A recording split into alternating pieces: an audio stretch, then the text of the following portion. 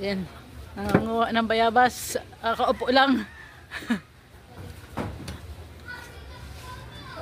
Pag tumayo ka pa, makita mo pa dun sa ano. Maganda yan, hindi pag anong hinog.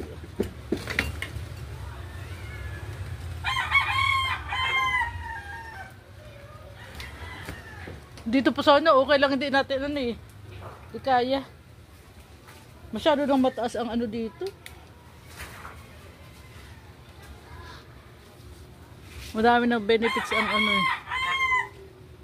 Ay, binakita ako oh. Ayan. Abot na abot ko ito. Ayan oh. Ayan guys oh. Ay, ang hinog. Kita ko siya. Abot ko yan. Oo. Hi kate. Hi. nasa babong lang. Ako dati, nagbibideo ako dito noon eh.